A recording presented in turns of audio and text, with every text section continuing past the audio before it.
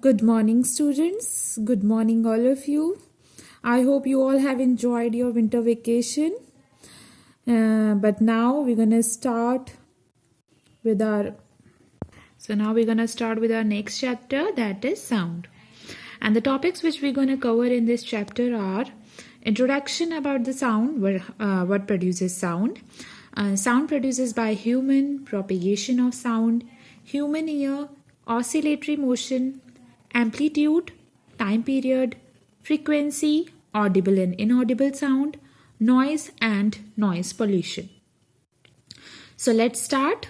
So what do you think are we going to discuss when we say sound?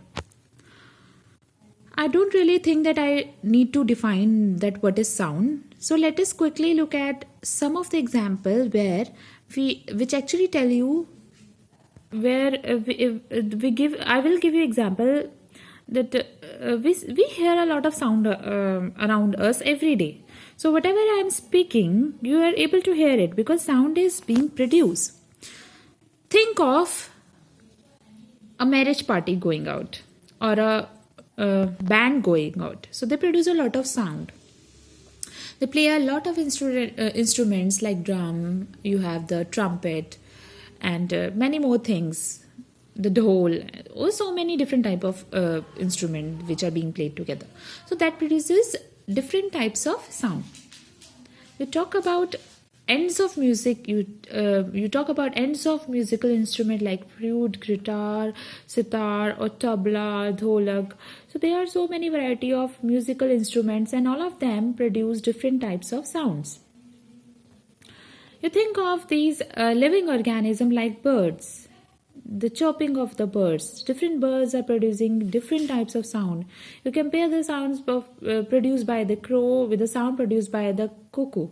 So the sound are so different. Think of the very simple thing that is a bell, whether it is present in your temple or your school bell. Okay, so the bell, you see, it again produces a different type of sound. What are we right now I'm speaking and you're able to hear it because I'm producing sound.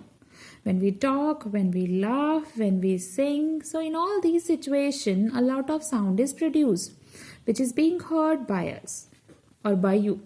Just look at this simple example. You take a rubber band or anything which is elastic in nature. You just try to stretch by using both of your hands and then leave it. Then it produces sound. So in this lesson, basically we are going to talk about what produces sound. How does the sound produce and how we hear sound. That's quite simple because you might say that we have ear to hear sound. Now, what we are going to discuss here is the structure inside the ear and how we able to listen different types of sound and why the sounds are so different from each other. Like the sound produced by the guitar is different from that sound produced by human being, the way we talk. Okay, so how are these sounds are different, how one sound is different from another sound. So that is going to discuss we are going to discuss in this chapter. So let us start with the importance of sound. So why are we talking about the sound? Why it is so important? So one basic necessity of sound is communication. Now how we talk we talk about feelings to other person. Let us say you are hungry. Okay, you need something to eat. So what do? You have to convey this information to your mom. Okay, or whoever there is in your home. So how do you communicate? You communicate by talking, which is telling your mom that Mom, I am hungry and I need something to eat. So when you speak, what is happening? Sound is produced, and because sound is produced, your mother is able to hear whatever you are speaking. So sound is very, very important for communication, not only for the person, whether we talk about the people, it is also very important. Well, it is not only important when we are talking about face to face. It is also very important when we are talking on phone. when okay, like somebody is in Bangalore and somebody is in another state, so they can hear their voice directly through telephones. So now you have your mobile phone or telephone to talk. Different mode of communication, so you can talk to each other through telephones. So there also a sound is being produced, and that is why you are able to communicate with each other. So communication is one very important thing where sound is useful. Next is music. We are able to enjoy music because of the sound only, various type of musics. Okay, and it helps you to relax your body and mind. So the existence of music is due to the existence of sound. Signaling systems. For example, you just take off the alarm clock which wakes you up at 5 or 4 at every morning. This is something which is very beneficial. You need to depend on any other person or on your brother, sister, or your mother. You just have your alarm clock, which start producing a very different kind of sound when you are about to make it. So every day your alarm clock will make you wake up, okay, at a fixed time. It is not only alarm clock, but different type of alarms like fire alarms. In school also you have the bells which tell you that your first period is over, or a second period is over, or a third period is over, and so on. So everywhere you see there is a something. If for waking up, for give us the signal, there is a sound. So the sound play a very important role. Now next is locating object. For example, you are not able to see, somebody has closed your eyes. Now if you have looking for an object, you would have, let us say your eyes are closed, you are not able to see. And now let us see that a train was coming from very far. Now as the train approaches you, what happens? The sound of the train increases. So by concentrating on the sound of the train, you can actually make a rough idea how far the train is from you, because the closer the train is, the sound becomes more stronger, and further away the train goes, the sounds becomes more faint. So by interpreting the sound which you are able to heard, you can also locate an object where the object is located. So that is another benefit of sound. So now the one most important or basic question is, what produces sound? How are these sound produced? And now I had told you the different variety of sound, and now we are going to talk about why they are different. So whenever you talk about sound, all you can think of the musical instruments, because different musical instruments, they produce different sounds. So primarily sound is produced by the vibration of objects. Sounds interesting, like the sound is produced by vibration of object. Now you might ask, what is vibration? So vibration is rapid to and fro motion of an object. So what do you mean by to and fro motion? Let us look at this simple example which will help you to understand the meaning of vibration. Let us suppose you have a thread, and at the bottom of the thread you have tied a small stone. Now when you suspend it, you just leave and push it little bit aside and just leave it or suspend it freely. What is going to happen? So this will start moving in this direction. It goes here, it will come back, it will go this side till here, it come back, it will go this side, it will come back, it will go this side. So this motion, this is known as to and fro motion. So once it is going on the right hand side, and then next it is going on the left hand side. So this motion, when it happens, that motion is known as vibration. Now you might wondering that when we talk about sound, it comes from so many different objects. It is not only the guitar which produces sound. Even we speak, we also produce a sound. That means some vibration is going to happen in our body also. So there is some vibration happening inside our throat, due to which we are able to produce sound.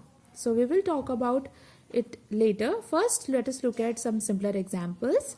Let us take an example of the simple guitar. So in guitar, how is the sound produced? Have you ever seen somebody playing guitar? If not, try to get a guitar and just see how it looks. You will see that strings are like this, and when you pluck the string, when you move the string vibrate, and the vibration of the string in turn because of which sound is produced. In guitar, it is relatively simple to understand how vibration is involved to produce sound, because we see the string. When you look at the another example, like the bell which rings either in the temple or in a school campus, here also the vibration is quite noticeable, because you would have seen there is a spherical ball inside. It keeps moving like this. It's every time it's struck this side or this side, the vibration produces sound. Some other example, the most complex one may be when we speak. When we speak, where is the vibration involved? We will discuss it very soon. Think of the simple example. You stretch a rubber band, you leave it. What happens? So the band vibrate, and because of that vibration, sound is produced. Now when the vibration is very less, the sound produces very less. When the vibration is very much, the sound produces is also more. So everywhere where a sound is produced, just consider that there has to be some vibration involved. Otherwise, without vibration, sound cannot be produced. Okay, let's spend some time that what is vibration. So as I said, vibration is a periodic to and fro motion. Now what do we mean by periodic? That means anything or any motion which takes place at periodic interval of time. Now here I give you the example of pendulum. So I will be using the same pendulum, the to and fro motion. How the motion happening? It is moving from this extreme to this extreme, and this is periodically moving. If you see 1, 2, 3, 4 and so on, it is happening at equal interval of time. That means the time this ball takes to reach from the middle point to the extreme point is equal to the time taken from the time it takes from middle to extreme. So it is a periodic motion. Now many of you might get confused. You might be thinking that this type of periodic to and fro motion is not an oscillatory motion. Vibratory motion. It is also called oscillation. So how is oscillation different from vibration? We're going to discuss. They are not very much different from each other. Vibration happen very fast. So you can say fast oscillation, often called vibration. So there is no significant difference between oscillation and vibration. Both are basically the same thing. Just that the frequency is small, we call it oscillation. Okay. Now what is frequency? That might be the next question coming up in your mind. So we will talk about all these parameters a little later. For now, we'll discuss about the oscillation. Now, let us take an example to understand this. When we say that the frequency is small, that means it is not moving very fast. That means the way it is moving from one extreme to another, that is relatively smaller. The speed is small. That case, it is called oscillation. And the best example is pendulum of your clock. Do you think that it moves very fast? It doesn't move very fast. It moves considerably slow. So that is an example of oscillation. But when the same motion happens in a very fast manner, when it keep moving, so oscillation is like this. It will move like this. But in case of vibration, it will be like it is moving very fast, very like this, like this, like this. Okay, that is vibration. So example of vibration would be the vibration of guitar string. So if you look at the string of the guitar, it is vibrating very fast. Okay, you cannot see how exactly it is going from one place to another. So it is in motion. It is in very fast motion. So the frequency is high, means the movement is fast, and frequency is small, that means the movement is small. That is the only difference between the oscillation and vibration. Question is oscillatory motion is periodic? So every oscillatory motion is periodic. For every oscillatory motion, that it is periodic, but that doesn't mean that every periodic motion need to be oscillatory. What do we mean by periodic? A motion where equal distance is covered in equal interval of time. So let me give you one example of periodic motion which is not an oscillatory motion. Let us suppose, now let me give you an example where the motion is periodic but it is not oscillatory. So one such example is where the rotation of the earth around the sun. So if you look at this motion, what kind of motion it is? It is periodic? Yes, of course, because the time taken to complete one rotation is fixed. So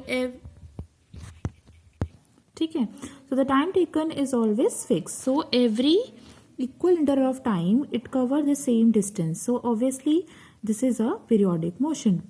But do you think it is an oscillatory motion?